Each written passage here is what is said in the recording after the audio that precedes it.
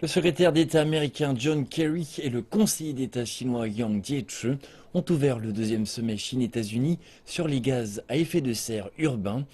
L'événement, qui avait déjà eu lieu à Los Angeles l'année dernière, se déroule cette année à Beijing. Des centaines de représentants de près de 50 villes chinoises et de 20 villes américaines participent à ce sommet. Le secrétaire d'État américain John Kerry s'est exprimé lors de l'événement pour rappeler l'impact des changements climatiques sur les villes. C'est un fait inéluctable que les villes se trouvent dans l'œil de la tempête des changements climatiques. Pourquoi? Parce qu'il y a plus de gens que jamais qui vivent dans les zones urbaines. Et d'ici 2050, les 2 tiers des gens vont vivre dans des villes. Et deuxièmement, 90% des villes sont situées près des cours d'eau, ce qui augmente les risques. Les villes sont le moteur du développement de nos sociétés modernes. Plus de la moitié de la population mondiale vit dans des villes. Les villes sont aussi responsables de l'émission de 70% des gaz à effet de serre et sont plus susceptibles de contribuer au changement climatique. En 2014, le président chinois Xi Jinping et son homologue américain Barack Obama ont émis une déclaration commune sur les changements climatiques.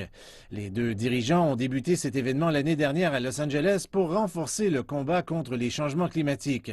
Durant la dernière année, 11 provinces et villes de Chine et 18 États et villes américaines ont promis ensemble d'essayer de réduire les émissions de gaz à effet de serre. Cette année, le conseiller d'État chinois Yang Jiechi a exhorté davantage de villes et de pays à faire de même.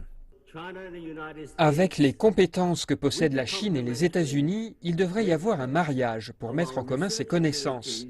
Il y aura d'autres rencontres du genre pour s'assurer que ces villes intelligentes seront la norme et qu'elles vont ouvrir les horizons de la nouvelle génération. Le sommet est devenu une plateforme pour plusieurs entités du secteur public et privé afin d'atteindre les objectifs de l'économie durable de demain. Près de 30 programmes collaboratifs ont été paraphés par des gouvernements, des entreprises et des groupes de recherche. Les participants ont aussi assisté à des forums portant sur les finances vertes, l'expansion des villes et les meilleures stratégies de décarbonisation.